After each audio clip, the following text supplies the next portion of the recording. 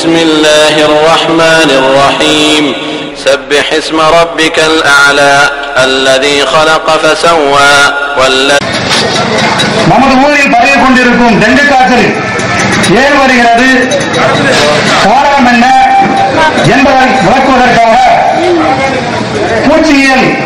பூச்சியியல் வல்லுநர் சகோதரர் அப்துல் காதர் அவர்கள் இந்த டெங்கு காய்ச்சல் ஏன் வருகிறது என்பதை பற்றி சிறிது நேரம் உங்கள் முன் உரையாற்றுவார்கள். ஆகையால் சகோதரர்கள் அனைவர்களும் உங்களுக்காக அழைக்கப்பட்டிருக்கக்கூடிய இடத்தில் அமர்மாறு அன்போடு கேட்டுக்கொள்கிறோம்.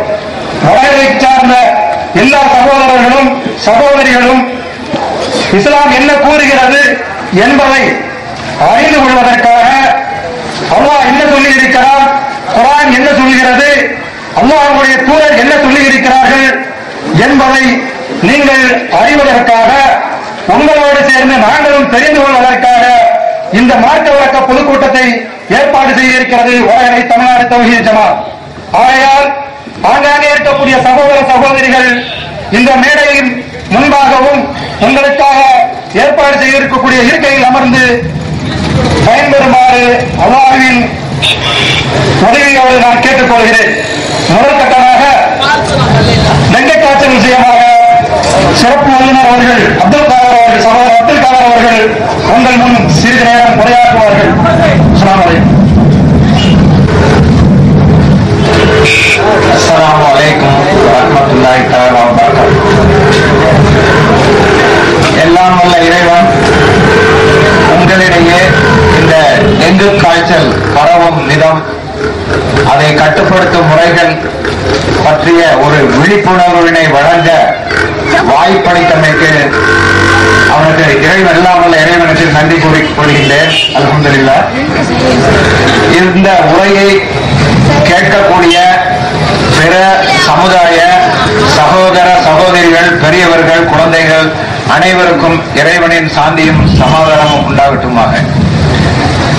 சகோதரர் அவர்கள் சொன்னார்கள், எனது பெயர் அப்துல் காதர், நானும் திருநெல்வேலி மாவட்டத்தை சார்ந்தவன் தான். கடந்த 31 வருடங்களாக பொது சுகாதாரத்துறையின் கீழ் பூச்சியல் வல்லுநராக பணியாற்றி வருகின்றேன். உங்களுக்கு எல்லாம் தெரியும், இந்த பகுதியில டெங்கு காய்ச்சல் பரவி உள்ளது என்பது அது எந்த விதமான மர்ம காய்ச்சலும் கிடையாது. அது டெங்கு காய்ச்சல் தான். இது தமிழக அரசின் பொது சுகாதாரத்துறை நிரூபித்துள்ளது. தமிழக அரசு இதற்காக வேண்டி திருநெல்வேலி மாவட்டம் முழுவதும் என்னுடன் பணியாற்றக்கூடிய இதர பூச்சியல் வல்லுநர்களை முடுக்கிவிட்டு இந்த டெங்கு காய்ச்சல் கட்டுப்படுத்தும் பணி மிகவும் தீவிரமாக உள்ளது. அனைவரும் என்னை பார்த்து எனக்கு இந்த தென்காசி மற்றும் செங்கோட்டை பகுதிகளை கொடுத்திருக்கின்றார்கள். நானும் என்னால் முடிந்தவரை காலையிலிருந்து இரவு வரைக்கும் நாங்க எல்லாருமே பம்பரமா சுழந்துகிட்டு இருக்கோம். டெங்கு காய்ச்சல் அப்படின்னா என்னங்கிறத பார்க்கலாம். டெங்கு காய்ச்சல் என்பது நாம் மிரண்டு ஓடக்கூடிய விஷயம் அல்ல. உங்க எல்லாருக்கும் தெரியும், இறைவன் மனிதர்களுக்கு துன்பத்தை, நோயை, கஷ்டத்தை கொடுக்கின்றான். அது உங்களுடைய பொறுமைக்கு தான். மனிதர்கள் பாவம், நாம எவ்வளவோ பாவங்கள் செய்யறோம், அறிந்து செய்யறோம், அறியாம செய்யறோம். அல்லாஹ் சொல்றான், உங்களுடைய பாவங்கள் அது குறைக்கப்படுகின்றன. அவனால் வழங்கப்படக்கூடிய இந்த துன்பங்கள், நோய்கள், கஷ்டங்கள் இதெல்லாம் நாம பொறுத்துக்கிட்டோம். அது நம்ம சொல்றோம், எல்லாருக்கும் தெரிஞ்ச விஷயம் தான். இதை நான் ஏன் சொல்றேன் அப்படின்னா, இந்த வியாதிக்காக வேண்டி சிகிச்சைக்கு போகும்போது நாம அரசு ஆரம்ப சுகாதார நிலையத்துக்கோ அரசு மருத்துவமனைக்கோ போனோம் அப்படின்னா உடனே நாம டாக்டர்களை என்ன பண்றோம், வற்புறுத்துறோம். மருத்துவ அலுவலர்களை, மருத்துவ அதிகாரிகளை வற்புறுத்துறோம், எங்களுக்கு ஊசி போடுங்க அப்படின்னு.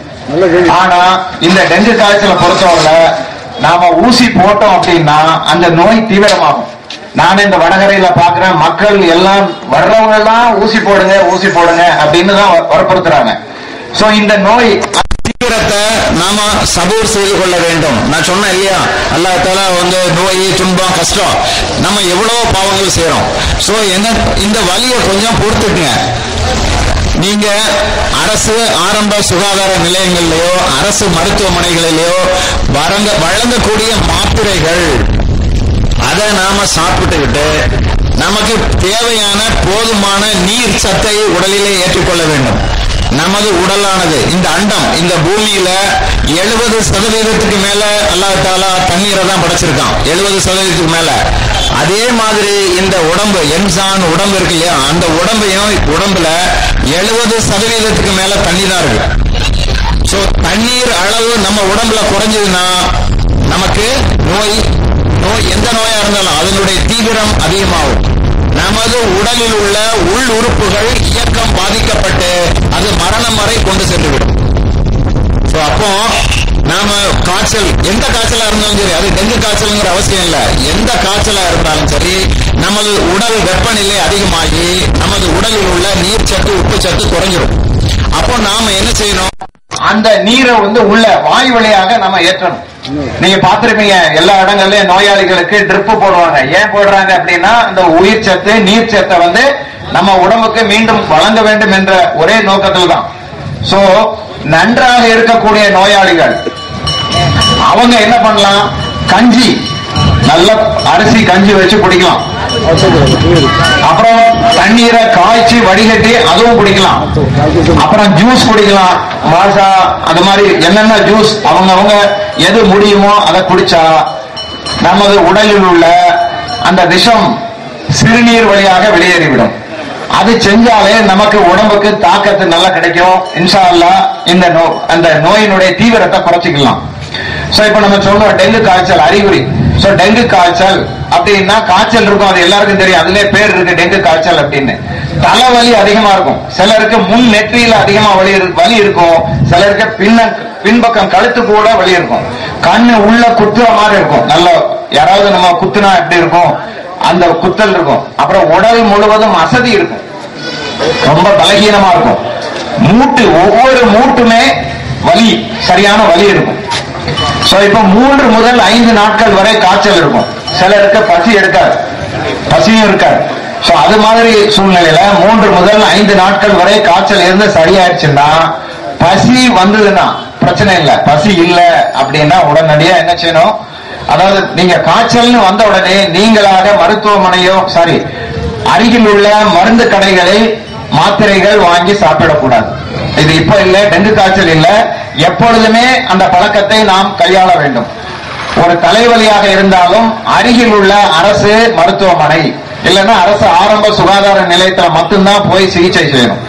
தமிழக அரசு தமிழகம் முழுவதும் அனைத்து அரசு ஆரம்ப சுகாதார நிலையங்களிலும் அரசு மருத்துவமனைகளிலும் போதுமான வசதிகளை செய்துள்ளது. பொதுமக்கள் நிச்சயமாக நாம் அதனை பயன்படுத்த வேண்டும். காய்ச்சல் ஒருத்தர் வந்தா அரசு மருத்துவமனைக்கு போனா அதுக்கு தேவையான மருந்துகள் அதாவது முறையாக டெங்கு காய்ச்சலுக்கு மட்டும் பயன்படுத்தக்கூடிய மாத்திரைகளை அவர்கள் உங்களுக்கு வழங்குவார்கள். அப்ப நீங்க தேவையான நீராகாரத்தை எடுத்துட்டீங்கன்னா அந்த காய்ச்சல் முழுமையாக குணமாகிவிடும். அந்த காய்ச்சல் குணமாகவில்லை என்றால் மீண்டும் அரசு மருத்துவமனைக்கோ அரசு ஆரம்ப சுகாதார நிலையத்திற்கோ சென்றீர்களே ஆனால் அவர்கள் அதற்கப்புறம் அந்த இரத்த தட்டுக்கள் பரிசோதனைக்கு உங்களை சிபாரிசு செய்வார்கள். இதன் அடிப்படையிலே நாம் இந்த நோயை அணுகுவோமானால் நிச்சயமாக இன்ஷா அல்லாஹ் இந்த நோயிலிருந்து முழுமையாக விடுபடலாம். இந்த நோயின் வலி அது என்ன அப்படின்னா மரணம் இல்லையா? யாருக்குமே எனக்கு ஒரு சின்ன முள்ளு குத்துனா கூட எனக்கு என்னுடைய வலியை தாங்க முடியாது. எனக்கு நெருங்கிய சொந்தத்தில் உள்ளவங்களுக்கு ஒரு மரணம் வந்ததுன்னா என்னால தாங்க முடியாது. மரணம்ங்கிறது மிகவும் கொடுமையானது, வலி யாருக்குமே துயரத்தை கொடுக்கக்கூடியது. நான் சொன்ன முறைகளை நாம அணுகுனா நமது சுற்றத்தார்களை நமது நண்பர்களை இழக்க வேண்டிய வாய்ப்பே வராது. அதாவது காய்ச்சல் வந்தவுடன் அரசு மருத்துவமனைக்கோ அரசு ஆரம்ப சுகாதார நிலையத்துக்கோ செல்ல வேண்டும். முதல்ல நம்பிக்கை, நம்ம அல்லாஹ் ஈமான் தான் சொல்லியிருக்கிறார். ஈமான் அந்த நம்பிக்கை இருக்கணும். அரசு மருத்துவமனைக்கு போனா நோய் குணமாகும் அப்படிங்கிற நம்பிக்கையை இன்ஷா அல்லாஹ் நாம வளர்த்துக்கணும். புரியுதா? ஏன்னா அந்த அரசு தமிழக அரசு மருத்துவமனைகளையோ அரசு ஆரம்ப சுகாதார நிலையங்களையோ நமக்கு பொதுமக்களின் நல்வாழ்வுக்காக வேண்டி மட்டுமே நடத்தி வருகின்றது.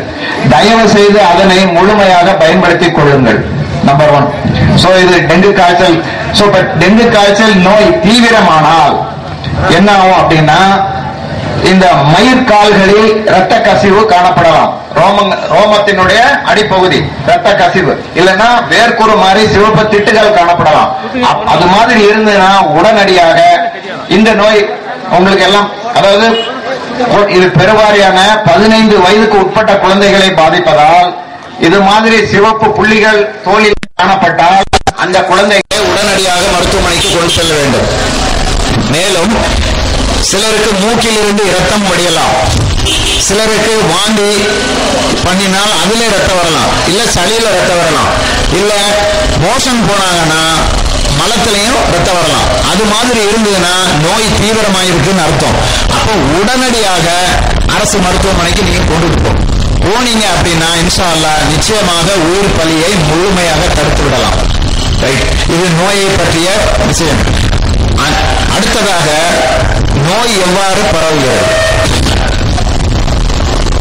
நாம என்ன பண்ணோம், காட்டுக்கே ராஜா சிங்கம், அந்த சிங்கத்தை என்ன பண்ணிடுறோம், கூண்டுக்குள்ள அடைச்சு. என்ன செய்து கொண்டிருக்கிறது தமிழ்நாடு தௌஹீத் ஜமாத் என்ற தலைப்பு எனக்கு கொடுக்கப்பட்டிருக்கிறது.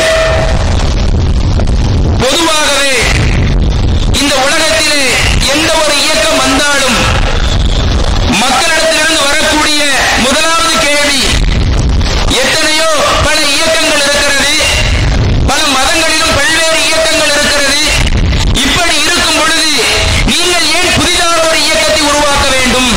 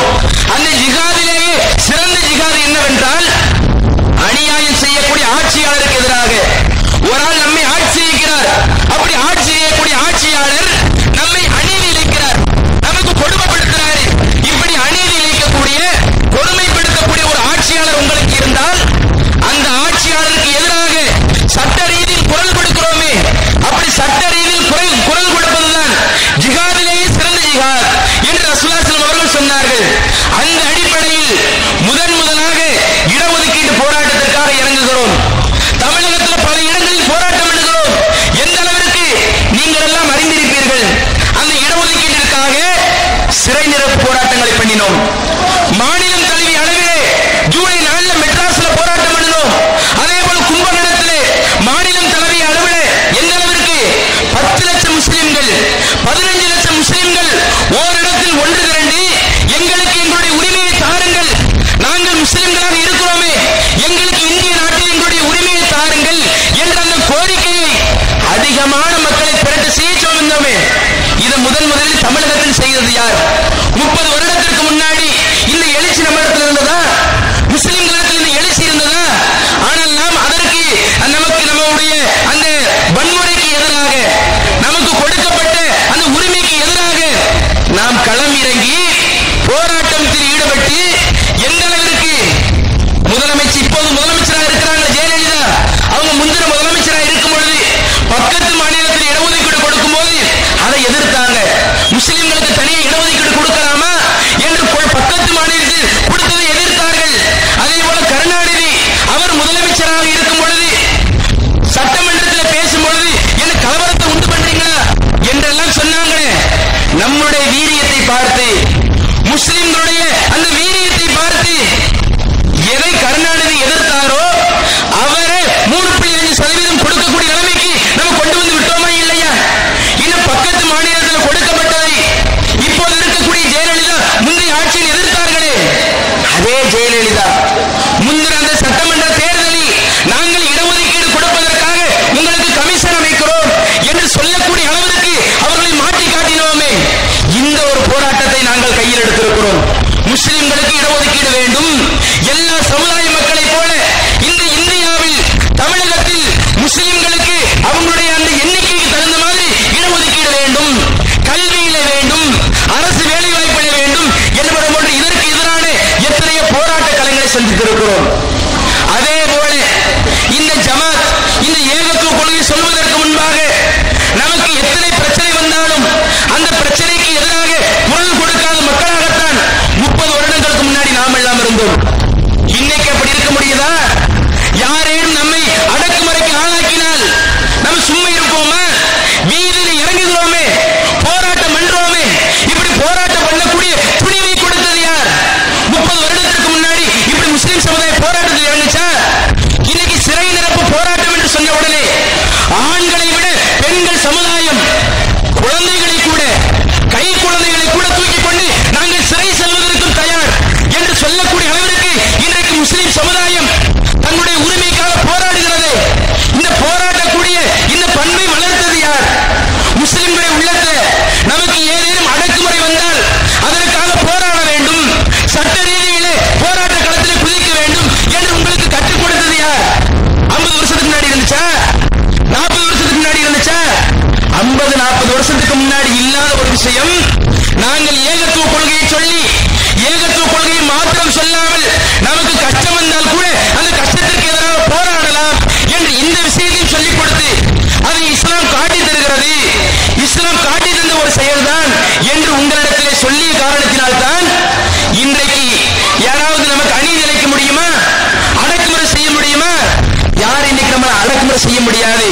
அப்படி அடக்குமுறை செய்தாலும், அடக்குமுறை செய்தவர்கள் யாராக இருந்தாலும், எவ்வளவு பெரிய அதிகாரத்தில் இருந்தாலும் நாம் சட்டப்படி அவர்களுக்கு எதிரான நடவடிக்கை கூட எடுக்கக்கூடிய அளவிற்கு இன்றைக்கு இந்த மக்களை, இந்த சமுதாயத்தை நாங்கள் தலைநிமிர செய்திருக்கிறோம். இது நாங்கள் செய்த செயல்ல இது ஒண்ணு. அடுத்து இன்றைக்கு பெரும்பாலான இடங்கள்ல டாஸ்மாக் கடைகள் வைத்து அந்த டாஸ்மாக் கடைகள் சட்டத்திற்கு புறம்பான விதத்தில் நடத்தப்பட்டு எந்த அளவிற்கு டாஸ்மாக் கடையில குடிமகன்கள் இருக்கிறாங்களே, குடிச்சிட்டு வந்துடுறானுவோ, குடிச்சிட்டு வந்து ரோட்ல விழுந்து கிடக்கிறான். அவங்க மூல பல பிரச்சனை. ரோட்ல போகக்கூடிய ஆட்களை பயங்கரமாக திட்டுகிறான்.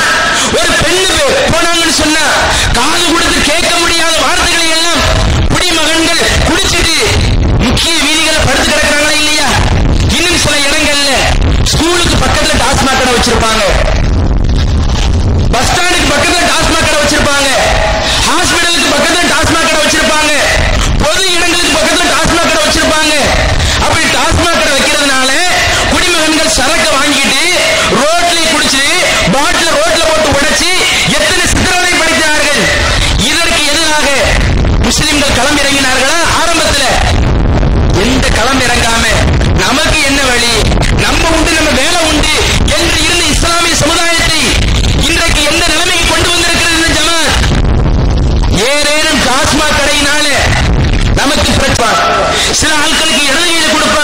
சில ஆளுக்கு முதுகுக்கு பின்னாடி மறுமை நாள்ல கொடுப்பான். அதுல யாரு வலது கையில வாங்குறாங்களோ அவங்க மறுமை நாள்ல வெற்றி பெறுவாங்க.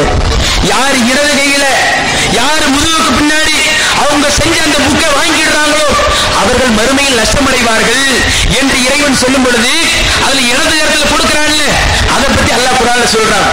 அம்மாமன் நூற்றிய கிதாபஹு பிஷிமாலிஹி, எந்த மனிதன் இடது கரத்தில் தன்னுடைய செயலேட்டை பெறுகிறானோ ஃபயகூலு யா லைதனி லம்மூத கிதாபியா, இறைவன் எனக்கு இடது கரத்துல ஏட்ட கொடுத்துட்டியே, எனக்கு இந்த ஏட்டை நீ கொடுக்காம இருந்திருக்கணுமே. வலம் அத்ரிமா ஹிசாபியா, என்னுடைய கேள்வி கணக்கு எனக்கு என்னன்னே தெரியலையே. யா லைதஹா கானத்தில் காலியா, இறைவா நான் இறந்ததோடு அப்படியே மண்ணோடு மண்ணா போயிருக்க கூடாதா? நான் இறந்த உடனே எங்க சொந்தக்காரர்கள் எல்லாம் என்னை அடக்கம் செய்தார்கள், கபர்ல போட்டு புதைத்தார்கள். அப்படி புதைக்கப்பட்ட நான் மண்ணோடு மண்ணா போயிருக்க கூடாதா? என்னை இப்படி மறுமையினால் எழுப்பி என்னை கொடுமைப்படுத்துகிறாயே.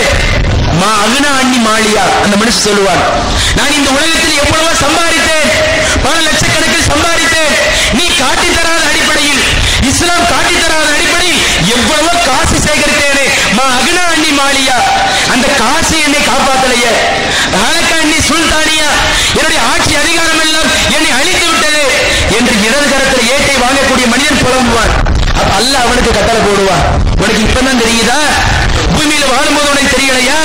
வரதட்சணை வாங்குறது தப்பு, வரதட்சணை வாங்கின மறுமையில மாட்டிக்கிடுவேன், அதெல்லாம் தெரியலையா?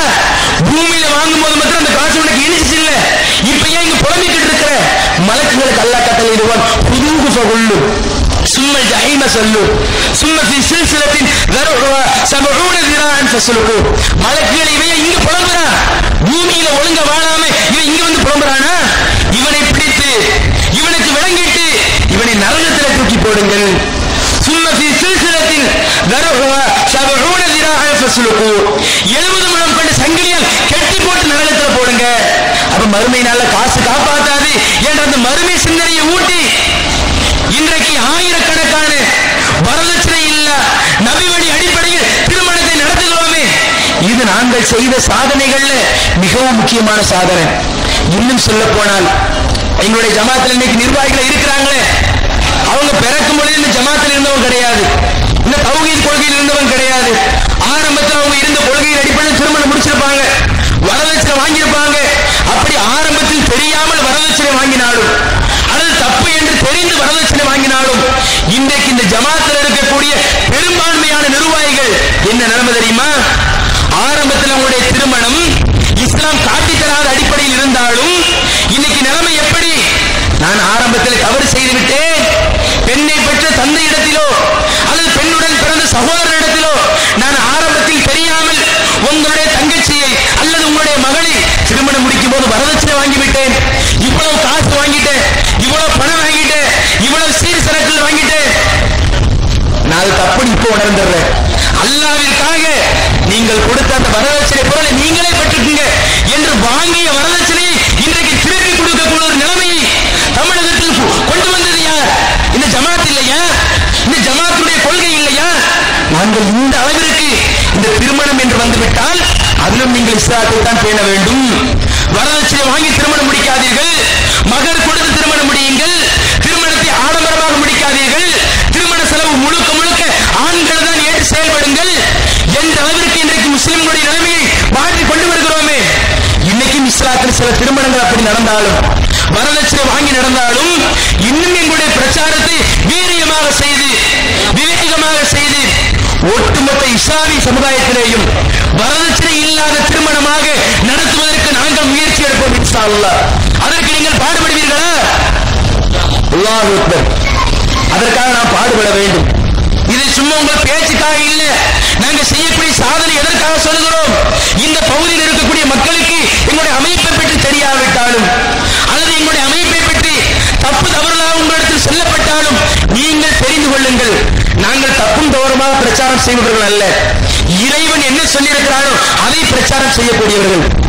நமக்கு வழிகாட்டுவதற்காக அனுப்பப்பட்ட தூதர் கண்மணி நபிகள் நாயகம் ஸல்லல்லாஹு அலைஹி வஸல்லம் அவர்கள் எதை சொன்னார்களோ அதை அப்படியே எடுத்துச் சொல்லக்கூடிய மக்கள். நாங்கள் சொல்வதில் தவறு இருந்தால் மனமும் நீங்கள் வந்து எங்களிடத்தில் சொல்லுங்க. நீங்க இப்படி சொல்றீங்க, இது இந்த குர்ஆன் வசனத்துக்கு மாற்றமா இருக்குது, இந்த நபி வழிக்கு மாற்றமா இருக்குது என்று நாங்கள் செய்யக்கூடிய தவறுகளை கூட திறந்த மனதில் திருத்துவதற்கு தயாராகிக் கொண்டுதான் இது போன்ற பிரச்சாரம் செஞ்சுக்கிட்டு இருக்கிறோம். எதுக்கு சொல்றோம்? இங்கு உள்ள மக்கள் இந்த விஷயத்தில் தவறு செய்தாலும், திருமணத்தில் வரதட்சணை வாங்கி திருமணம் முடித்திருந்தாலும், இன்ஷா அல்லாஹ் இனிமேல் வரக்கூடிய திருமணங்கள் நம்மளுடைய ஊர்ல வரதட்சணை இல்லாத திருமணம் நடைபெற வேண்டும். அதற்காக நீங்கள் அனைவரும் பாடுபட வேண்டும் என்பதற்காகத்தான் நாங்கள் எங்களுடைய ஜமாத்துடைய இந்த நிலைப்பாடு கொண்டு சொல்லிக்கிட்டு இருக்கிறோம். நாங்கள் செய்த சாதனையை சொல்லிக் கொண்டிருக்கிறோம். அடுத்தபடியாக நாங்கள் செய்யக்கூடிய சேவை நிறுவனங்கள் எத்தனையோ இருக்குது. இன்னைக்கு தமிழகத்தில் கிளை அமைச்சு செயல்படுறோமே, நாங்கள் ஒரு கிளையாக மாத்திரம் செயல்படாமல் இந்த சமுதாயத்திற்காக, ஒட்டுமொத்த மக்களுக்காக எத்தனையோ சேவை நிறுவனங்கள் செய்கிறோம். ஏன் செய்கிறோம்னா ரசூலுல்லாஹ் நமக்கு சொல்றாங்க.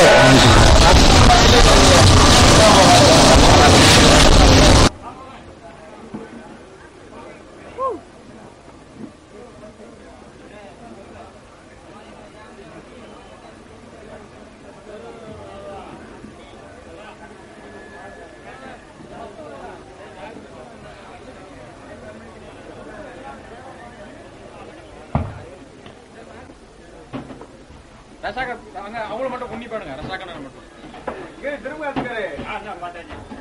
அவங்க துட்டு வாங்கி போடுற மாதிரி, அவங்க துட்டு வாங்கி போடுற மாதிரி எடுங்க. ரசாக்கண்ணா கனிமணன் எனக்கு கனிமணனா கனிமணோட பொம்மை அப்படி அப்படி எடுக்காரோ வரஹ்மத்துல்லாஹி வபரகாத்துஹு. அல்ஹம்துலில்லாஹ் அல்ஹம்துலில்லாஹி ரப்பில் ஆலமீன். அன்பிற்குரிய சகோதர சகோதரிகளே, இந்த தொழுகை அதற்குரிய பாங்குக்கு முன்பாக நாம் பேசும் பொழுது நாங்கள் இதுவரை என்ன செய்திருக்கிறோம், செய்து கொண்டிருக்கிறோம் என்பதை உங்களுக்கு மத்தியிலே ஒவ்வொன்றாக சொல்லிக் கொண்டிருந்தேன். அந்த அடிப்படையில் தமிழ்நாடு தௌஹீத் ஜமாத் கிளை அமைத்து செயல்படுவது மாத்திரமில்லாமல் சமுதாய நோக்கோடு சில சேவை அமைப்புகளையும் நாங்கள் நடத்தி வருகிறோம். அதிலும் குறிப்பாக சொல்வதாக இருந்தால் அர் ரஹ்மான் ஆதரவு இல்லம். அர் ரஹ்மான் என்று சொன்னால் அளவற்ற அருளாளன் என்ற அர்த்தம். குர்ஆன்ல வருது அர் ரஹ்மான். அர் ரஹ்மான் சொன்ன அளவற்ற அருளாளன். அந்த அளவற்ற அருளாளன் என்ற பெயராலேயே ஒரு ஆதரவு இல்லம் நாங்கள் தற்பொழுது நடத்தி வருகிறோம். இப்ப நாகூர்ல ஒரு வாடகை கட்டிடத்துல இருக்குது. இன்ஷா அல்லாஹ் அத தஞ்சாவூர்ல இருக்கக்கூடிய சுவாமி மலையில ஒரு புது கட்டடத்தை கட்டி கொண்டிருக்கிறோம். இன்ஷா அல்லாஹ் வரக்கூடிய வருஷம் அந்த சுவாமி மலையில அந்த ஆதரவு இல்லம் மாறவிருக்கிறது. ஆதரவு இல்லம்னா என்ன? இன்றைக்கு எத்தனையோ சிறு குழந்தைகள் தந்தையை இழந்து, தாயை இழந்து, படிக்க வைக்க முடியாமல், கல்வி கிடைக்காமல், சிறு வயதிலேயே வேலை பார்க்கக்கூடிய ஒரு அவலங்களை எல்லாம் நம்முடைய சமுதாயத்தில் இருக்கத்தான் செய்கிறது. இதற்கு எதிராக முஸ்லிம்களாக இருக்கக்கூடிய நாம் அக்கறை எடுத்திருக்கிறோமா?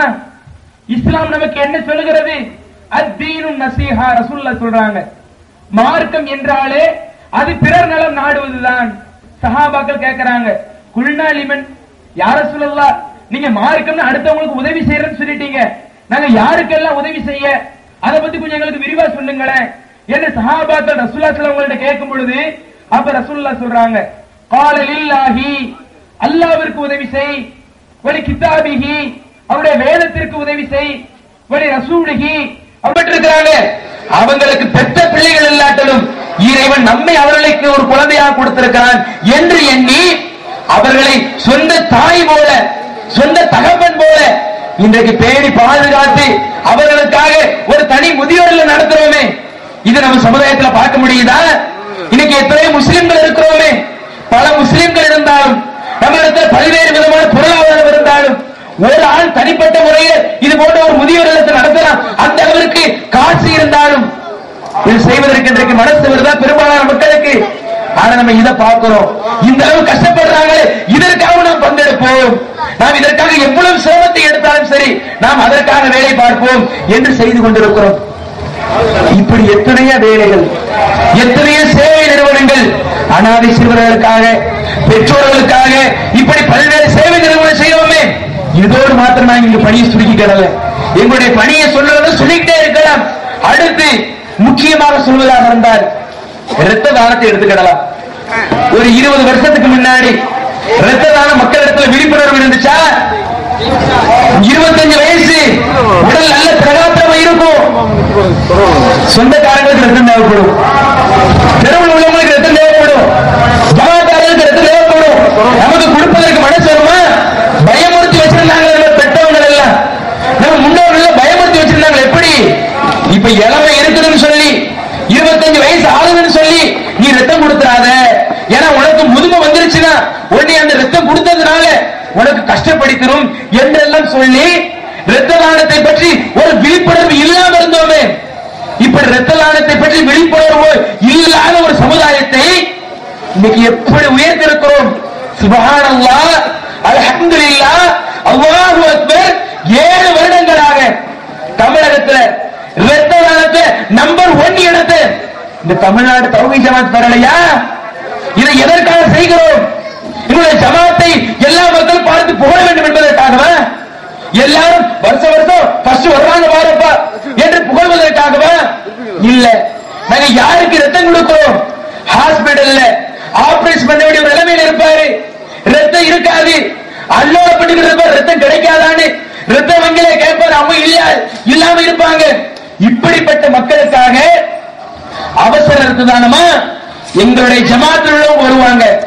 வேலை இருந்தாலும், கடின வேலை பார்க்கக்கூடிய ஆளாக இருந்தாலும் இந்த ரத்தம் கொடுப்பதனால் ஒரு மனிதனுடைய உயிர் பாதுகாக்கப்படுகிறது. அல்லாஹ் குர்ஆன்ல சொல்றான்ல, மன் அஹ்யாஹா ஃபகஅன்னமா அஹ்யன் நாஸ் ஜமீஆ.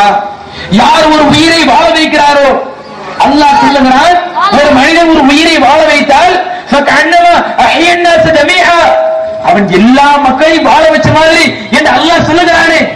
ஒரு மனிதனை வாழ வைத்தால், அனைத்து மனிதர்களை வாழ வைத்தால் எவ்வளவு நன்மை கிடைக்குமோ இதை அல்லாஹ் சொல்லுகிறானே. இதை உணர்ந்த என்னுடைய சகோதரன், இந்த கொள்கையில் இருக்கக்கூடியவன் என்ன செய்கிறான்? போன் அடிச்சு சொன்னார், நாளைக்கு 10 மணிக்கு அந்த ஹாஸ்பிட்டலுக்கு போயிருப்பான்னு சொன்னா, சரி நான் 10 ஒரு 2 மணி நேரம் என்னுடைய அந்த கம்பெனியில லீவு கேட்டு, அதை வேலை செய்யக்கூடிய கடையில் லீவு கேட்டு நான் ரத்தம் கொடுத்துற ஒண்ணு கவலைப்படாதீங்க என்று சொல்லி அந்த இடத்திற்கு ரத்தம் கொடுத்து, இன்னும் சில ஆளுக்கு ரத்தம் கொடுப்பாங்க. ரத்தம் குடிச்சது எனக்கு ஒரு 500 ரூபாய் கொடுங்க, ரத்தம் கொடுத்திருக்கிறேன்ல, ரத்தம் ஊறணும்ல, 500 ரூபாய் கொடுங்க, இப்படிதான் கேட்பாங்க. ஆனா எங்க ஜமாத்துடைய நிலைமை என்ன தெரியுமா? நாங்கள் ஒரு ஆள் ரத்தம் கொடுக்க போனா அவர்கிட்ட சொல்லி அனுப்புவோம். என்ன சொல்லுவோம் தெரியுமா? நீங்க ரத்தம் கொடுக்க போறீங்க, அவங்களுடைய நிலைமை எப்படி இருக்கலாம்? செல்வந்தரா இருந்தால் அவங்க உங்களுக்கு பொருளாதார உதவி வழங்கிடுவாங்க. செல்வந்தரா இல்லாத ஏழ்மை நிலையில இருந்தா நீங்க போயிட்டு வரக்கூடிய பஸ் பிரயாணத்தை கூட நீங்க அவங்க இடத்துல கேட்காதீங்க. இப்ப இங்க இருந்து ஒரு திருநெல்வேலி போயிட்டு வர வேண்டி இருக்குது, 100 ரூபாய் ஆகுதுன்னு வைங்க, காசு இருக்கிறவங்க கொடுத்துருவான். காசு இல்லாம இருந்தா அல்லாஹ்வுக்காக சபர் பண்ணிக்க, இறைவனுடைய பாதையில 100 ரூபாய் போனா கூட போகட்டும் என்று சொல்லக்கூடிய அளவிற்கு இன்றைக்கு இளைஞர் பட்டாளத்தை உருவாக்கி இருக்கிறோமே. இது இளைஞர் பத்திரமா? நாங்கள் ரத்த தானம் நடத்தினால் எங்களுடைய ரத்த தானத்துல முஸ்லிம் பெண்கள் வந்து கொடுக்கிறாங்க, பார்க்க முடியுமா? பெண்கள் இடத்துல அந்த ரத்த தானத்தை பற்றி விழிப்புணர்வு இருந்துச்சா?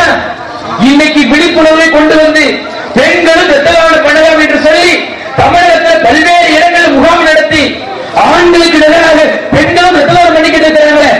ரத்த தான முகாம்லையும் வந்து கொடுப்பாங்க. அது இல்லாம அவசர உதவி தேவைப்பட்டால் கூட ஒரு போன் வந்தா போதும். இப்ப திருநெல்வேலியில் உங்களுக்கு தேவைப்படுது, ஒரு போன் வந்தா போதும். இங்க இருக்கக்கூடிய அந்த வடகரை நிர்வாகிகள் எங்களுடைய மாவட்ட நிர்வாகியை தொடர்பு கொண்டு, இரத்த தான பொறுப்பாளரை தொடர்பு கொண்டு உங்களுக்கு ரத்தம் கிடைக்கக்கூடிய அளவிற்கு ஒரு சேவை செய்கிறோமே.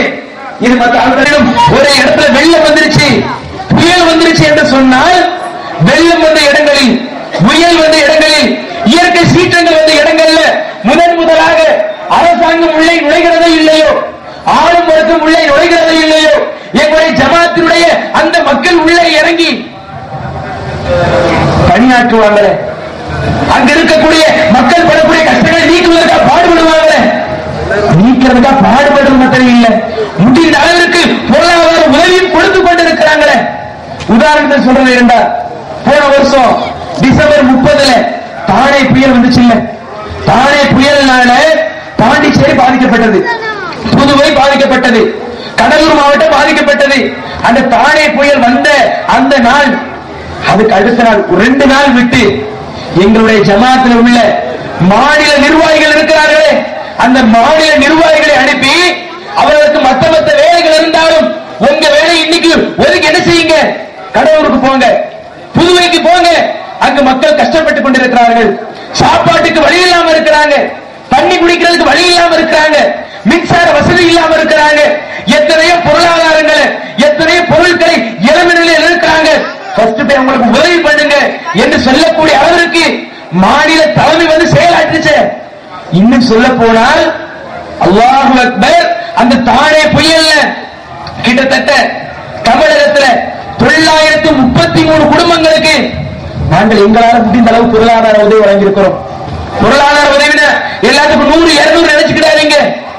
ஆரம்பத்தில் ஒரு டார்கெட் பண்ணிட்டோம், ஒரு குடும்பத்துக்கு குறைஞ்சது 2000 கொடுக்கணும்.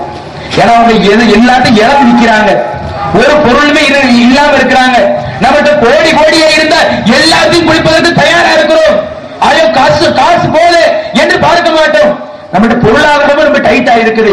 இருந்தாலும் மக்களுக்கும் ஒரு தன்னிறைவு பெற்ற மாதிரி இருக்கணும் என்பதற்காக ஒரு குடும்பத்திற்கு 2000 கணக்கு வச்சு 933 குடும்பங்களுக்கு, அப்ப கணக்கு போட்டு பாருங்க, 933 குடும்பத்திற்கு 2000 கணக்கு போட்ட எவ்வளவு வருது?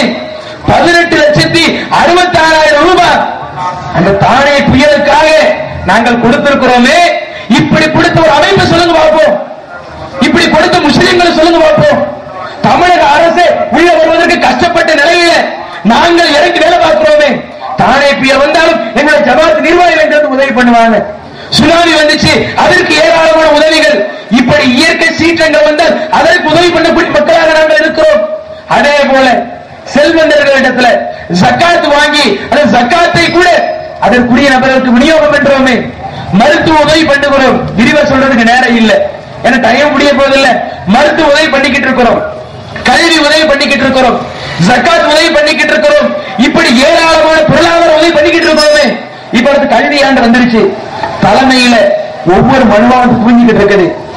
எப்படி என் மகன் 10th இவ்வளவு மார்க் எடுத்திருக்கேன், 12th இவ்வளவு மார்க் எடுத்திருக்கிறேன், அவனை படிக்க வைக்கிறது காசு இல்ல, நீங்க உங்களால இயன்ற உதவி பண்ண மாட்டீங்களா?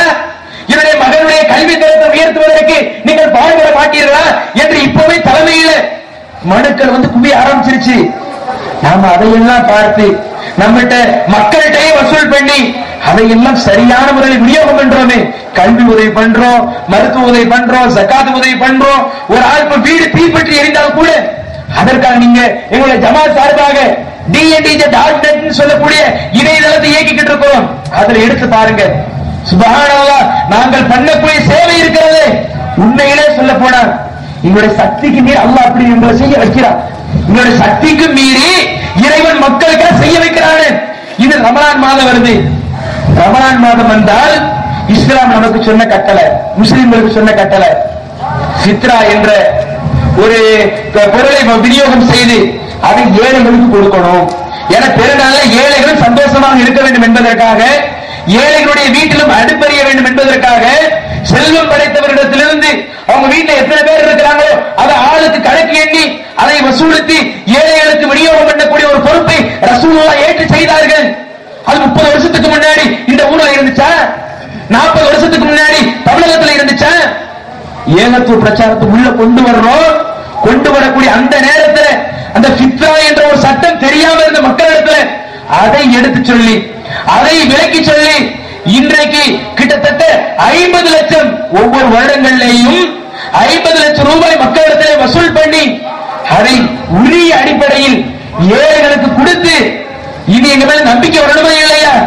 இவ்வளவு ரூபாய் எங்களை நம்பி நீங்க கொடுக்குறீங்கல்ல, உங்களுக்கு நம்பிக்கை வர வேண்டும் என்பதற்காக எங்களுடைய ஜமாத் சார்பாக இருக்கக்கூடிய இணையதளங்களிலும் வார வாரம் வரக்கூடிய அந்த உணர்வு பத்திரிகையிலும் இந்த வருஷம் அந்த ஃபித்ராவுக்கு இவ்வளவு வசூல் பண்ணோம், இந்த ஊர்ல இவ்வளவு செலவு பண்ணி இருக்கிறோம் என்று சொல்லி வசூல் பண்ணது எவ்வளவு. இப்படி சென்டிமெண்ட் ஒரு வகையில் என்னன்னு பார்த்தா ஒரு வகையான நம்பிக்கை தான் சென்டிமெண்ட் என்பது. இந்த நம்பிக்கைகளை இஸ்லாம் அடித்து ஒழிக்கிறது. அதை வழங்கணும். இந்த சென்டிமெண்ட்டுகள் எந்த அளவுக்கு பாருங்களேன். நபிகள் நாயகம் ஸல்லல்லாஹு அலைஹி வஸல்லம் அவர்கள் வீட்டிற்கு வருகிறார். ஆயிஷா ரலியல்லாஹு அன்ஹா அவருடைய வீடு. வீட்டுடைய வாசலில் ஒரு சிலை, ஒரு துணி நாடுகிறது. அந்த துணியில் ஒரு படம் போட்டிருக்கிறது. இந்த படத்தை பார்த்த ஒரு போட்டோ மாதிரி ஒரு படம் வரைஞ்சி இருக்குது. ஒரு துணிய உருவம் இருக்கும், அது மாதிரி வரைஞ்சி இருக்கு. ரசூலுல்லாஹ் பார்த்தோம் என்ன செய்றாங்க, ஹதக்க நபி ஸல்லல்லாஹு அலைஹி வஸல்லம், என்ன பெரிய தப்பு இருக்கு? நம்ம பொறுத்தவரை கொஸ்டின் வரும். ரசூலா வர்றாங்க, ஆயிஷா நாயகி வீடு, அந்த வீட்டு வாசல்ல ஒரு துணி நாளுது, திரை நாளுது, அதை ஒரு முருகன் வரைஞ்சிருக்க அந்த துணியில இதை ரசூலா கிழிக்கிறாங்க. கிழிச்ச துணிய ஆயிஷா எடுத்து 2-3 தலையணை வர தைக்கிறாங்க. தலையணை வர தச்சதும் அந்த உருவம் உருவம் அது சிதையவில்லை. உருவம் நீங்க 2 வெட்டிட்டா நெஞ்சு பேர் பாஸ்போர்ட் சைஸ் போட்டாமல் இருக்குதானே, சிதையாமல் தலைவணை வைக்க தைக்கிறாங்க. ஒரு தலைவணை அந்த உருவம் அப்படியே இருக்கு. ரசூலா என்ன செய்யறாங்க, அது கண்டுக்கவே இல்லை. அந்த தலைவணை சாஞ்சாங்க, உட்கார்ந்தாங்க, அமர்ந்தாங்க. ஹதீஸ் இது நபி மொழி புகார்ல இருக்குது. இது இருக்கா இல்லையா நம்ம ஒரு சவால் தான். இல்ல இங்க சட்டம் பிடிச்சு கேட்கலாம், யாரும் கேட்கலாம். இருந்தா ஒரு திட்டம் போதும். நபிகள் பெருமானார் அவர்கள் திட்டுகிறார்கள், அவுலியாக்களை மதிப்பதில்லை, இமாம்களுக்கு இதெல்லாம் தேவையற்ற விமர்சனங்கள். ரசூலுல்லாஹ் திட்டம் அவங்க உருப்படுவானா நான் கேட்கிறேன். என் நபியை திட்டுவதற்காகவா இவ்வளவு மேலே நான் போனோம்? அவுலியாக்கள் முன்னோர்கள் திட்டுறதுனால என்ன கிடைக்குது எங்களை யோசிச்சு பாருங்க. நாங்க ஏன் திட்டணும்? திட்ட வேண்டிய அவசியம் என்ன? அப்படி சொல்றாங்க போய் அவுலியாக்களை மதிக்கிறது இல்ல. அதே அவுலியாக்களை மதிப்பது அவமதிப்பது சப்ஜெக்டே கிடையாது. ஏனென்றால் அவுலியாக்களை பற்றி எங்களுக்கு தெரியாது. முகீத் அப்துல் காதிர் ஜீலானி யார் அப்படின்னு என்ன கேட்கறீங்க? எனக்கு தெரியாதுன்னு சொல்றேன். நான் குற்றவாளி? யோசிச்சு பாருங்க. நடுநிலையோட யோசிச்சு பாருங்க. ஷாஹான் பாதுஷா அவுலியா நாகூர் அவங்க யாருன்னு என்ன கேட்கறீங்க? அவங்க யாருன்னு தெரியலீங்க. யாரும் வச்சுட்டானா தெரியாத என்ன இப்போ? ரசூலுல்லாஹ் யாரு தெரியல, முஸ்லீம் இல்ல. யோசிச்சு பாருங்க, சிந்திச்சு பாருங்க. முகமது நபி யாரு என்று தெரியாவிட்டால் நீ முஸ்லீம் இல்லை. இப்ராஹிம் நபி யாரு என்று தெரியாவிட்டால் நீ முஸ்லீம் இல்லை, ஈமான் இல்லை. இப்ராஹிம் ஏர்வாடி இப்ராஹிம் சார் தெரியாட்டா பிரச்சனை இல்லை. யோசிச்சு பாருங்க. ஏர்வாடி இப்ராஹிம் சாருக்காக கேள்விப்படாம தெரியாது. இது தெரியாட்டா எப்படி அவமதிப்புங்கிறது எப்படி வரும்? தெரிஞ்சால்தான் மதிப்புங்கிறது வரும். ஒரு ஆள் யாருமே எனக்கு தெரியாது, அவர் தான் போயிட்டே இருக்காரு, அவர் என்ன மதிக்க மாட்டேங்க. நீ யாருமே எனக்கு தெரியாது, உன்னையாவே நான் மதிக்கணும். உன்னை மதிக்கவும் அவமதிக்கவும் இல்லை. தேவையில்லாத வாதம், அது தேவையில்லாத விமர்சனம். அப்படி மதிப்பது அவமதிப்பது பிரச்சனையே கிடையாது. நபிகள் பெருமானாரை மதிக்க வேண்டும். மதிக்காவிட்டால் முஸ்லீம் இல்லை என்றுதான் நாங்கள் சொல்கிறோம்.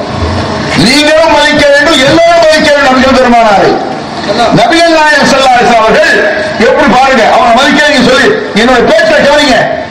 எங்களையாவது நபிகள் பெருமானாருக்கு மாற்றமாக ஒரு வார்த்தையாக நான் சொல்வேனே, ஆனால் நாங்களும் ஒரு வார்த்தை மேலே ஏறி சட்டையை பிடிச்சுக்கிது நான் போயிட்ட கம்மியம் கொடுக்க மாட்டோம். நான் சொன்னது தப்புதான், எழுத்து சர்வம். நபியுடைய சொல்லுக்கு மாற்றமாக இருந்தார், திருமறை குர்ஆனுக்கு மாற்றமாக இருந்தார். நபிகள் நாயகம் ஸல்லல்லாஹு அலைஹி வஸல்லம் அவர்கள் அந்த தலையணையில் அமர்கிறார்கள். எந்த தலையணையில, எந்த தலையில் உருவம் இருந்ததோ எதை கிழித்தார்கள் நபிகள் பெருமானார். அந்த துணியை வெட்டி ஆயிஷாவை தலையணை உரை செய்கிறார். அதுதான் ரசூலுல்லாஹ் சாஞ்சாங்கன்னு வருது. ஏன் முதல்ல கிழிச்சாங்க அப்புறம் சாஞ்சாங்க? யோசிச்சு பாருங்க. முதல்ல கிழிச்ச அதே துணியான முதலில் அது திரையாக கிடக்கும் பொழுது தொங்க விடப்பட்ட மரியாதையாக இருக்கிறது. தொங்க பொழுது கிழிச்ச தலையான ஒரு மரியாதையா இருக்கும். சாதாரண உருவம் பேப்பர் தலையில யாரும் மதிப்பானா? எத்தனை உருவம் இருக்காங்க, அரசியல் தலைவருடைய உருவம் அப்படி வச்சுக்கிடுங்க, தலையில கிடக்கு, மரியாதை இல்லை. அதை எடுத்து பிரேம் போட்டு வச்சா மாலை போட்டுருவோம். இதுக்கு ரசூல் ஸல்லல்லாஹு அலைஹி வஸல்லம் செய்றாங்க. அது எப்போ தெரியுமா உங்களுக்கு அந்த நம்பிக்கை வீணா போறது? உங்க அத்தாவுடைய போட்டோ உங்க அம்மாட்ட இருக்க வச்சுக்கிடுங்க. உங்க அத்தா உயிரோட இருக்கும் பொழுது, உயிரிழப்பு அந்த போட்டோ மதிப்பு இருக்காது, சாதாரண ஒரு மூலையில கிடக்கும். உங்க அத்தா மூத்தா போயிட்டாருன்னா அந்த போட்டோவை எடுத்து பிரேம் பண்ணுவாங்க, எடுத்து ஒரு அம்மா ரூபா தனியா வச்சுக்கிடுவாங்க. அப்பவும் சாதாரணமா தெரியும். ஒரு குறிப்பிட்ட நேரத்தில் அதுக்கு மதிப்பு கூடும். என்ன வீட்டுல ஒரே சண்டை, உங்களுக்கு உங்க அம்மாவுக்கு சண்டை சச்சரவு ஆயிடுச்சு, உங்க அம்மா என்ன செய்யும்? போட்டோ கிட்ட போய்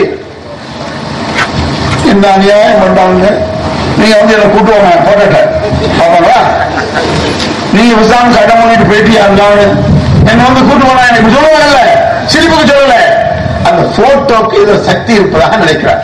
அவர் வந்து கூட்ட முடியுமா? சொல்ல நிலமா இருக்கு. அதே ஒரு சாதாரண பேப்பர் இருக்கக்கூடிய உருவத்துக்கு ஏதாவது முடியுமா? அந்த உணர்வு நம்பிக்கை வீண் நம்பிக்கை வந்துவிடக் கூடாது என்பதற்காக திரையில் இருக்கும் பொழுது கிழித்தார் நபிகள் நாயகம் ஸல்லல்லாஹு அலைஹி வஸல்லம். கிழிச்சிரு தலைவரை மரியாதை வராது. தலைவருடைய கற்பம் தலைவர் போட்டு எத்துவான். அது எப்படி மரியாதை இருக்கும்? மரியாதையை உடைத்தறி. மரியாதை சிலைக்கு மரியாதை, உருவத்திற்கு மரியாதை, அது எதுவும் செய்யாது. இந்த நம்பிக்கையை உடைத்தவர்கள் நபிகள் நாயகம் ஸல்லல்லாஹு அலைஹி வஸல்லம். அப்படி உடைத்து எரிந்த சஹாபா பெருமக்கள் கொஞ்சமா இருப்பாங்க, எவ்வளவு தெளிவாக இருப்பாங்க. அந்த சஹாபா பெருமக்களே ஒரு வகையில் சில நேரத்தில் தவறாக கண்டனத்தை செய்கிறார்கள். பார்த்தீர்களா, சஹாபாக்களை தவறு என்று சொல்லிவிட்டார்கள். நான் சொல்லல, புகாரி ஹதீஸ்ல நானா சொல்றது. இது என்ன சொல்றாங்க? ஒரு கருத்து சொல்றான். பார்த்தீர்களா, அல்லாஹ் சொல்றான் குர்ஆன்ல, இந்த சஹாபிகள் எல்லாம் நரகத்தின் விளிம்பில் இருந்தார்கள். நான் சொல்றேன், குர்ஆன்ல இருக்குங்க. எனவே நம்ம சொல்றத நினைக்கிறாங்க.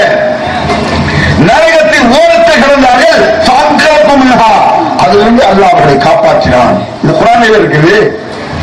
நம்ம சொல்ல எந்த ஒரு வசனம் சொன்னாங்க உடனே சஹாபாக்கள் அப்படி சொல்லிவிட்டார்கள். குர்ஆன்ல அப்படி சொல்றான், நபிகள் பெருமானாரை சொல்றான். குர்ஆன் இருக்கா இல்லையான்னு பாருங்க. முகமது நாம் நினைத்தால் அல்லாஹ் தஆலா சொல்றான். அல்லாஹ்வுடைய வல்லமை அவர்களுக்கு தெரியல. அல்லாஹ்வை எப்படி நம்ப வேண்டும்? அல்லாஹ் என்பவர் எஜமான், மற்றவர்கள் அடிமைகள் நம்பு. நான் அடிமை, நீங்க அடிமை, முஹீத்தின் அடிமை, இப்ராஹிம் சார் அடிமை, இப்ராஹிம் நபி அடிமை, எல்லா நபிமார்களும் அடிமை அப்படி நினைக்கணும். நபிமார்கள் நம்மை எல்லாம் விட பல கோடி முறை உயர்ந்தவர்கள், அது சந்தேகம் இல்லை. அதை நான் மறுக்கல. ரசூலுல்லாஹ்வுடைய கால் தூசிக்கு நான் வரமாட்டேன். ஓகே, அந்த ரசூலுல்லாஹ் யாரு? அல்லாஹ்வுடைய அடியார், அது சந்தேகம் கிடையாது. இப்படி சொல்ல முடியாது. சுப்ஹானல்லதி அஸ்ரா பிஅப்திஹி லைலன் மினல் மஸ்ஜிதில் ஹராம் இலல் மஸ்ஜிதில் அக்ஸா. தன்னுடைய அடியாரை அல்லாஹ் கூட்டிச் சென்றார் அப்படிதான் குர்ஆன் சொல்லுது. ரசூலுல்லாஹ் அல்லாஹ்வுடைய அடியார் என்று சொல்வதால் மரியாதை குறைவு கிடையாது. அதுதான் சரியான மரியாதை. திருமலை குர்ஆன் சொல்லுது. இந்த மரியாதை குறைவு என்ன இருக்கு? அவன் எஜமானன். அவன் என்ன சொல்றான்? முகமதே, நாம் நினைத்தோம் என்று சொன்னால் உங்களுடைய நகிய வகியை போக்கி விடுவோம். அப்படின்னா என்ன? குர்ஆன்ல இருக்குங்க, வலையின் செய்தால் நபியே, நான் நினைத்தால் உன்னுடைய வகியை போக்கி விடுவேன். அர்த்தம், இன்றிலிருந்து உனக்கு வழி வராது. இயற்கையில் வந்த வகியை அப்படியே அழிச்சு போடுவேன். இதை தூதராக நீ இருக்க முடியாது, ஏன் இஷ்டம் அப்படி சொன்னாங்க. அப்படி நம்பணுமாங்க. அல்லாஹ்வுக்கு அப்படி ஒரு பவர் இருக்கிறது, அவருக்கு ஒரு சக்தி இருக்கு. நான் சொல்றேன், அல்லாஹ் சொல்லி ரசூலுல்லாஹ் வந்து வசனம் என்ன? அல்லாஹ் இலக்கண ஜிப்ரீல் இல்ல, ஜிப்ரீல் ரசூலுல்லாஹ் சொன்னதுதான். ரசூலுல்லாஹ் வாயில் வந்த வசனம் இது. எந்த வாயில் வந்தது இல்ல, நாங்க எடுத்து சொல்றாரு. ரசூலுல்லாஹ் வாயில் சட்டமாக வந்த விஷயம். இப்போ வாசல் அல்லாஹ்வுக்கு இருக்கிறது புரிஞ்சுக்கணும். நபிகள் நாயகம் ஸல்லல்லாஹு அலைஹி வஸல்லம் இது போன்ற வசனங்கள் நிறைய இருக்கு. அதான் சொல்ற டைம் கிடையாது. ஒரு ஈமான் இணையத்தை சொல்ல முடியாம போயிடும். இப்போ பவர் இருக்கக்கூடிய அல்லாஹ், அல்லாஹ்வை மட்டும்தான் கையில் சொல்றாங்க. சரி, சாதாரண புரிய வைக்கிறாங்க. அவங்களுக்கு எப்படி புத்தி போடுவாங்க? அந்த மரத்தை போய் பாருங்க. என்ன மரத்தை? நாட்டு அண்ணாத்து மரம் தானே. அந்த மரத்தை போய் பார்த்து சொல்றாங்க. யாரும் சொல்றா, அவர்களுக்கெல்லாம் ஒரு மரம் இருக்கிறது, அவர்களுக்கெல்லாம் ஒரு மரம் இருக்கு, எங்களுக்கு ஒரு மரம் ஆக்கிப்பாங்க. ராத்தான்வாத்தின் கமாலம் ராத்தான்வா. அவர்களுக்கு இந்த ராத்தான்வாத்து மரம் இருக்கிறது போல எங்களுக்கு ஒரு மரம் கொடிமரம். அவங்களுக்கு மட்டும்தான் மரம் இருக்கணுமா? எங்களுக்கு ஒரு கொடிமரம் வேண்டாமா? இது ஹதீஸ்ல இருக்குங்க. இருக்கா இல்லையா? ஒரு அஜித் மகன் கேளுங்க, ஆலிம் சாக்கல்ல அஜித் மகன் கேளுங்க. சில விஷயத்துக்கெல்லாம் ஆதாரம் உடனே எடுத்துருவாங்க. அப்ப கேளுங்க, அஜித்துக்கு இதுக்கு கேட்ட ஆதாரம் தந்தீங்க, இதுக்கே தரமாட்டேன்னு கேளுங்க. உதாரணமா தொழுவது கடமையான கேளுங்க. அஜித்த சண்டை பிடிக்க சொல்ல, விலங்குகளுக்காக சொல்றேன். அதற்கு தொழுவது கடமையா? ஆமா, அதுக்கு என்ன ஆதாரம் கேளுங்க. உடனே சொல்வார் அஜித்து, இந்த சொல்லாத காலத்தில் முக்கிய கிதாபம் மௌகூதா. முஸ்லிம்களுக்கு தொழுகை குறித்த இடத்தில் தொழ வேண்டும் என்பது கடமை. அதான் குர்ஆன் இல்லைன்னுவான். மன பயம் வரல, சவுக்கு சுடுடா அல்லடா சொல்ல முடியுமா? சொல்றதுதான் ஃபர்ஸ்ட் ரேங்க். சொன்னார் அவங்க ஃபிரௌன் சாயனால சொன்னால் செய்வான், வருத்த மாட்டான். சொன்னதை செய்யக்கூடியவன் ஃபிரௌன். அவ்வளவு கொடுக்குவான் ஃபிரௌன். இவ்வளவு ஈமான், இவ்வளவு உறுதி, இவ்வளவு நம்பிக்கையாக அவர்கள் பேசுகிறார்கள். பேசி முடிச்சு அவங்க தப்பிச்சு ஓடி மூசாவோட போய் நைல் நதியை கடந்து வெளியே போயாச்சு. அந்த ஏரியா நைல் நதி அந்த குரூப் மூழ்கிச்சு. பிரான் குரூப் நாசமா போயிட்டாங்க. அல்லாஹ் குர்ஆன்ல சொல்றாங்க. அப்புறம் வெளியே இருந்தாச்சா நிம்மதியா மூசாவை விட்டு போயிட்டாங்க. அதான் வந்துட்டாங்க, தெளிவா இருப்பாங்க போயிடுவாங்க. அந்த நேரத்தில் ஒரு காளை மாட்டின் கன்றை பார்க்கறாங்க. காளை மாட்டின் கன்றை ஒரு என்ன செய்யணும், ஒரு சிலையை மாதிரி உருவாக்கலாம். அந்த காளை மாட்டின் ஹுவார்னு சொல்லி அது சத்தம் போடுது, மேஜிக் காட்டுறாங்க. ஒரு காளை மாட்டை ஒரு மேஜிக் மாதிரி சத்தம் போடுவாங்க. ஜசல் ஹுவார், அதற்கு ஜசல் உடல் இருந்தது, அது சத்தம் போட்டதுங்கிறாங்க. யாரு? வேற ஒரு காபில ஒரு யூதன் அந்த காளை மாட்டை செஞ்சு அதுல இருந்து ஒரு மேஜிக்கை செஞ்சு அது சத்தம் போடுது. அற்புதத்தை செய்யலாம். அற்புதம் என்ன? சரி, அவுலியாக்கள் மேல பிறந்தார்கள், தண்ணீரில் மிதந்தார்கள், ஆட்டை மாடாக்கினார்கள், குதிரையை யானையாக்கினார்கள் சொல்லுவாங்க. இது மாதிரி அவன் செஞ்சிருக்கான். காளை மாட்டை செஞ்சு களிமண்ல செஞ்சான், மண்ணுல செஞ்சு அது சத்தம் போட்டுச்சு. இதை யார் பார்த்துட்டு இருக்கா? மூசா நபியை ஈமான் கொண்ட அந்த மந்திரவாதியா இருந்து என்ன மேஜிக் காட்டிக்கிட்டு இருந்து ஈமான உறுதியா இருந்து வெட்டி கொண்டாலும் சரி ஈமான விட மாட்டேன்னாங்கல்ல, அந்த கூட்டம் பார்க்க முஸ்லிம்கள் பார்க்கறாங்க, ஈமான் பண்றாங்க. மூசா நபி அல்லாஹ் ஈமான் பார்க்கறாங்க. பார்த்துட்டு சும்மா வேண்டியவங்க மூசா நபி வர்றாரு. வந்த உடனே அவர் கேட்க ஆரம்பிப்பாங்க, இஜி அல்லனா இலாஹன் கமாலஹும் ஆலியா. மூசாவே, இந்த காளையமாட்டு கண்டு கடவுள் இருக்குல்ல, இது போல எங்களுக்கு ஒரு கடவுள் ஆக்கித்தா அப்படின்னு கேட்டாங்க. இந்த அற்புதத்தை பார்த்தா முட்டாப்பை ஆயிடுவாங்க. எவ்வளவு ஈமான் ஆக்கமா போயிடும். உயிரை விட மாட்டோம், உயிரை கொண்டாலும் சரி ஈமான் விட மாட்டேன்னு சொன்னாங்க. ஒரு அற்புதத்தை பார்க்கிறாங்க. அதை பார்த்து இங்கே இலாஹன் கமாலஹும் ஆலியா, இது ஒரு கடவுள் வேணும். அல்லாஹ் இருக்கா, ஓகே, அல்லாஹ் கடவுள் ஆகிட்டாங்க, அவர் சிலை ஆகிட்டாங்க. இதை காட்டுகிறான், செய்யுகிறான். இன்னக்கும் குன்தும் கௌமன் தஜஹலூன், சரியான மனச்சாம்பரர்களா இருக்கீங்களா? மூசா சொல்ற குர்ஆன்ல இருக்குது. சரியான முட்டாள்களா இருக்கீங்க. நான் சொல்ல மரியாதை தேவை, நான் சொல்ல குர்ஆன்ல இப்படி இருக்க மூசா சொல்லுது. இன்னக்கும் குன்தும் கௌமன் தஜஹலூன், சரியான மூடர்களாக நீங்கள் இருக்கிறீர்கள். இந்த மாதிரி நம்பிக்கை, இந்த மாதிரி அவநம்பிக்கை, கண்டனை நம்புறது கூடாதுன்னு சொல்லி உயிரை எடுத்துட்டு கூட வந்தீங்க. ஆஃப்டர் ஒரு சப்தத்தை பார்த்து, ஒரு அற்புதம் மாதிரி ஒரு மேஜிக்கை பார்த்து மீண்டும் ஈமா உங்களுக்கு நாசமா போல உனக்கு அறிவில்லையா என்று மூசா நபி கேட்டார். அதை ரசூலா சொல்றாங்க, மூசா நபி இடத்துல அவர்கள் கேட்டார்களே கடவுளாக்கித்தானே, அதை மாறா நீங்க மரத்தாக்கித்தானே கேட்கிறீங்க. நீங்க என்ன அர்த்தம்?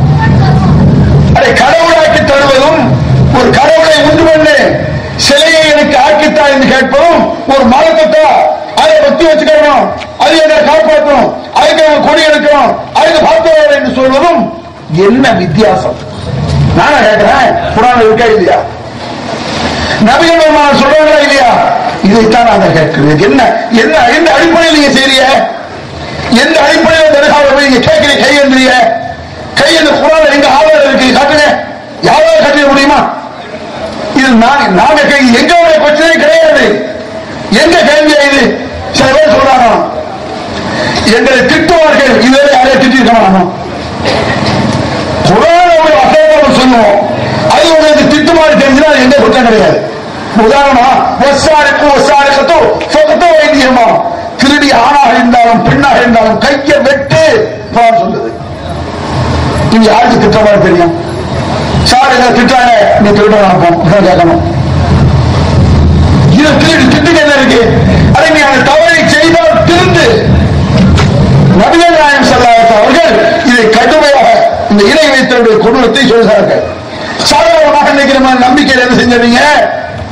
தர்காவுக்கு போனீங்க, காயத்தை கட்டுறீங்க, தகரை எழுதுறீங்க, கட்டையை எழுதி கரைச்சு குடிக்கிறீங்க, இதெல்லாம் நீங்க செய்றீங்கல்ல. திருமண குர்ஆன்ல எல்லாம் கேட்கலாம் பாருங்க. சாதாரண கேள்வி இல்லை. இந்த கேள்வியை நான் கேட்பேன் நினைச்சீங்கன்னா போவோம். அல்லாஹ் கேட்கதான் நினைங்க. ஏதோ தமிழ்நாடு தௌஹீத் ஜமாத்தை வழக்கறிஞர்களை பேசுற நீங்கள் தமிழ்நாடு தௌஹீத் ஜமாத்துக்கு வர வேண்டாம். சுன்னத் ஜமாத்தில் இருந்து கொண்டு சுன்னத்தை பேர் நெருங்குறோம். தேதி மன்னனாக கும்பிடுறோம், வர வேண்டாம.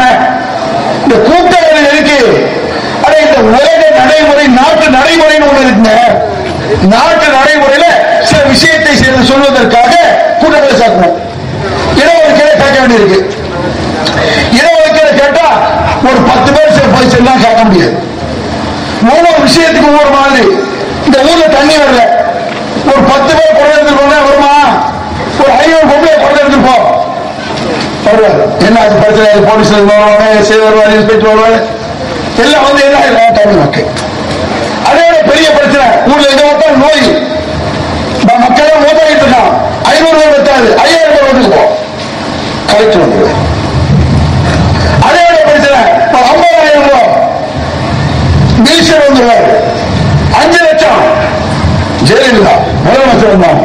50 லட்சம் எப்படினால வாங்க, மன்மோகன் சிங் வந்துருவார். கியா ஹே கியா ஜீன்னு வந்துருவார். 50 லட்சம் எப்படினாலும்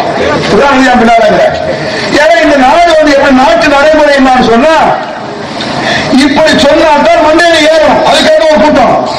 அவன் சாதாரண நான் போய் கேட்கலாம், நீ யார் யாரி? சார் தமிழ்நாட்டு சமாஜ், நான் செயலாளர், இவன் தலைவர், நாம கூட்டம் பார்ப்போம், எழுதி கொடு. நான் மட்டும் வெளியே எழுதி விடுவோம். எந்த ஒரு மாற்றமே அப்படிதான். ஒரு கூட்டம் பின்னால் இருந்தால்தான் சில நியாயங்களை செய்ய முடிகிறது. செய்ய முடியாது நாட்டில். இதுவும் சொல்ல போனால் இந்த நாட்டில் ஆர்ப்பாட்டம் செய்தால்தான் நியாயமே கிடைக்கிறது. அது ஒரு குற்றம் கிடையாது. உலக நடைமுறையெல்லாம் வக்கீல்கள் ஆர்ப்பாட்டம் உலகத்தில் எங்கேயா இருக்கும். அந்த வக்கீல்கள் ஆர்ப்பாட்டம். வக்கீல்கள் யாரு? ஏதாவது நம்மளுக்கு பிரச்சனைனா நம்ம கேஸ் அவர்கிட்ட கொடுத்து அவர் கோர்ட்ட வழி இது நியாயமாக ஆகணும்னு கேட்கிறவர். வக்கீல் போலீஸ் மண்டே உடைச்சிட்டா அவர் கோர்ட் கேஸுக்கு போக மாட்டார். வக்கீல்கள் ஆர்ப்பாட்டம். ஏன்? அது என்னைக்கு கேஸ போட்டு இழுத்து செவ்வா போய் எப்போ தீர்ப்பு வக்கீலுக்கே நம்பிக்கை இல்லை. வக்கீலுக்கு நம்பிக்கை இல்லாத ஒரு நிலை கேவலங்கள்.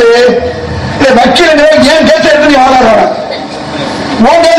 முடியாது. எப்படி எப்ப சாட்சியை கொண்டு வந்து நிரூபிச்சு வச்சு போய் நம்ம அடுத்தவனா நம்ம காசு வாங்கி ஆதாரம் அறுக்கிறது தூட்டு வாங்குறது. நம்ம காசு கொள்ளையடிக்கிறதா இல்லைன்னு சொல்ல முடியாது. இதுக்கு ஒரு கேச மட்டும் நம்ம போராட்டம் நம்ம தயார். உலக நடைமுறைன்னு ஒண்ணு இருக்குங்க. நாட்டு நடைமுறைக்காக சில விஷயங்களை செய்வோம். தமிழ்நாடு தொகுதி ஜமாத்து நீங்க வரணும் அப்படி சொல்லவே இல்லை. சுன்னத் ஜமாத்தாக இருந்து கொள், சுன்னத்தில் இருக்காக வாழ்கிறோம். நீங்கள் செய்யக்கூடியது நபி வழியில் இருக்கா ஓகே, குர்ஆன் ஓகே. குர்ஆன் இல்லை என்றால், நபி வழியில் இல்லை என்றால் நரகத்தின் நாசத்தில் தான் விழ வேண்டும். நானா சொல்றேன். நான் வசனம் படிச்ச ஆரம்பத்தில் وما كان للمؤمنين ولا مؤمنة إذا قضى الله ورسوله أمرا أن يكون لهم الخيرة من أمرهم ومن يعص الله ورسوله فقد ضل ضلالا مبينا. ஈமான் இருக்கக்கூடிய அல்லாஹ் மீது நம்பிக்கை இருக்கக்கூடிய ஆணாக இருந்தாலும் சரி பெண்ணாக இருந்தாலும் சரி, இறைவனுடைய கட்டளை இது, உபதேசம் அல்ல. செஞ்சா நல்லது, செய்யாத ஒண்ணும் இல்லை அப்படி இல்லை, செஞ்சு தீர வேண்டும் என்ற கட்டளை இந்த வசனம்.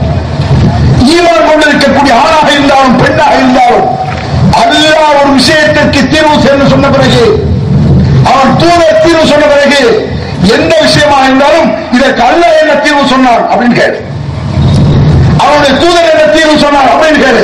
இப்படி கேட்காவிட்டால் நீ ஈமான் இல்லாதவன். அந்த குர்ஆன் சொல்லு. இதுக்கு தீர்வு அல்லாஹ் என்ன சொன்னான், அவன் தூதர் என்ன சொன்னான் கேட்க வேண்டாமா? அல்லாஹ்வும் அவன் தூதரும் தீர்வு சொன்ன பிறகு உங்கள் இஷ்டப்படி அவன் நீ நடந்தால் வழிகேட்டில் தெளிவாக வழிகேட்டு விட்டான் என்பது தெளிவுகாக. அதாவது அல்லாஹ் ஒரு தீர்வை சொன்ன பிறகு, அவன் தூதர் ஒரு தீர்வை சொன்ன பிறகு, இவர் இஷ்டத்திற்கு ஒன்றை செய்தால் இவர் வழிகட்டு விட்டான் என்பது தெளிவான விஷயம். இது குர்ஆன் சொல்லுது. அவரை செய்யக்கூடிய செயலுக்கு அல்லாஹ் ஒரு தீர்வை காட்டணும், அவன் தூதருடைய தீர்வை முடிவை காட்டணும்.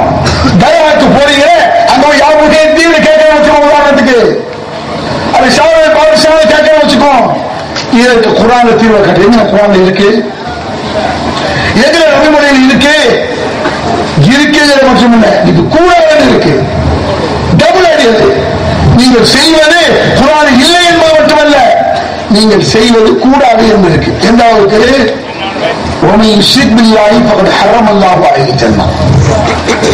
யார் இணை வைக்கிறார்களோ அவர்களுக்கு அல்லாஹ் சொர்க்கத்தை ஹராமாக்கி விட்டான். உடனே சொல்லுவாங்க, உடனே நம்ம சிரிக்கிடுவான். சும்மா சொல்லிட்டு போறேன், நான் தக்க ஆதாரத்தோடு சொல்றேன். ஷிர்க்னா என்ன? பெரும்பாலும் முஸ்லிம்களுக்கு தெரியாது. ஷிர்க்னா சாதாரண விஷயமா? யார் ஷிர்க் வைக்கிறார்களோ, இணை வைக்கிறார்களோ அவர்களை கட்டப்படுத்திட்டு இருக்கீங்க. இஸ்லாமிய பேரை என்ன செய்ய வளர்த்து பாரு. மோதல் தேவை படிச்சுட்டு இருக்கணும். அது என்ன இருக்கு? அது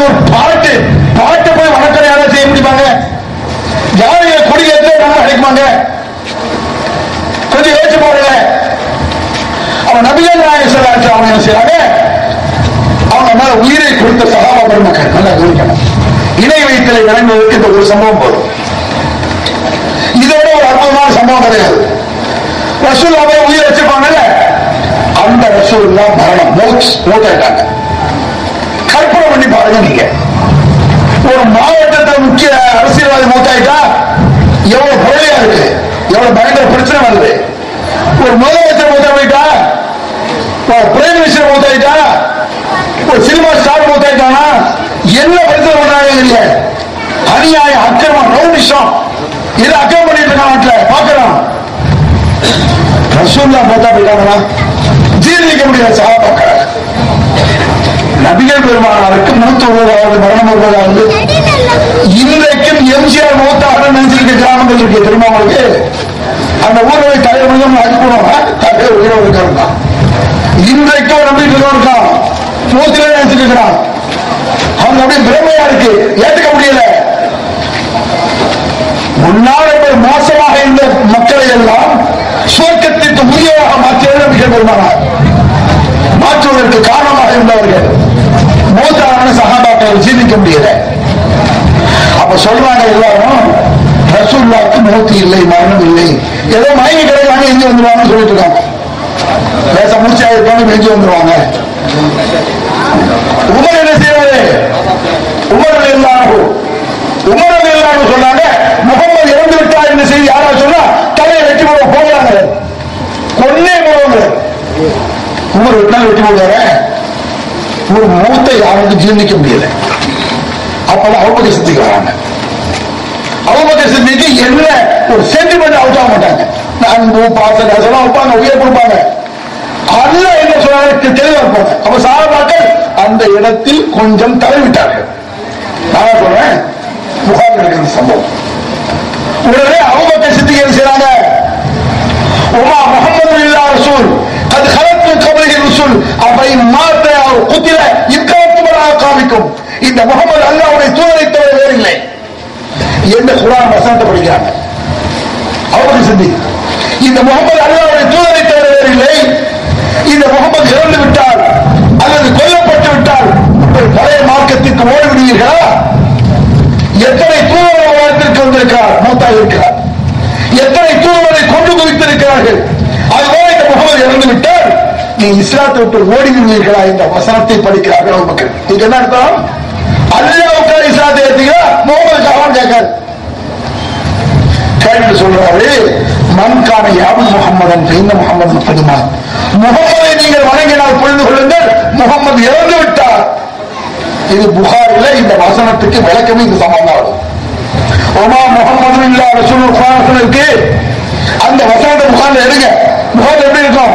இந்த வசனம் எப்பொழுது இறங்கியது என்றால் இந்த வசனம் இறங்கியதை சொல்லி பொழுது போட்டு இறங்கி இருக்கும்.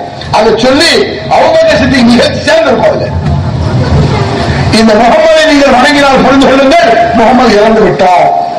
யாரும் முகமது வணங்கினாங்களோ சஹாபாக்கள் வணங்கினாங்களா? அபூபக்கர் சித்திக் சொல்றாங்க வணங்கினாங்க. அப்படின்னா என்ன? அல்லாஹ் லா இலாஹ இல்லா ஹுவல் ஹய்யுல் கய்யூம், அல்லாஹ்வை தவிர வேறு கடவுள் இல்லை, அவன் மௌத்தாகவே மாட்டான், அவன் நித்திய ஜீவன். அல்லாஹ் மௌத்தாக மாட்டான், அப்ப ரசூலுல்லாஹ் மௌத்தாக மாட்டாங்க. அப்ப ரசூலுல்லாஹ் அல்லாஹ்வான்னு கேட்கிறார் அபூபக்கர் சித்திக். கொஸ்டின் அல்லாஹ் மேல மௌத் இல்ல, மரணம் இல்ல. குல்லுமன் அலைஹா ஃபான் வயபகா வஜூ ரப்பிக துல் ஜலாலி வல் இக்ராம். அல்லாஹ்வை தவிர அத்தனையும் அழிந்து போகும். குர்ஆன், காபா, நபிமார்கள், மனிதர்கள் எல்லாம் முடிஞ்சிடும். அல்லாஹ் மட்டும்தான் மீதி இருப்பான். குர்ஆன் சொல்லுது. அப்ப ரசூலுல்லாஹ் மௌத்தாக மாட்டாங்கன்னா அல்லாஹ் போலவா? ரசூலுல்லாஹ் அல்லாஹ் கீழே ஆக்கலையா ரசூலுல்லாஹ் என்று கேட்டார்கள் அபூபக்கர் சித்திக். அது போலதான் உமரே தன்னிலைக்கு வந்தாரா? இவ்வளவு உணர்ச்சி வசப்பட்டு உணரை கொண்டு சொல்லிப்பட்டவன் தவற சொல்லிட்டவன் உணர்வாக சஹாபாக்கள். அப்ப இணை வைக்கிறதுனா நீங்க நினைக்கிற மாதிரி கோயிலுக்கு போயிட்டா இணை வைக்கிறது அது மட்டும் இல்ல, சர்ச்சுக்கு போயிட்டா இணை வைக்கிறது அது மட்டும் இல்ல, தர்காவில் போய் இவர் கஷ்டத்தை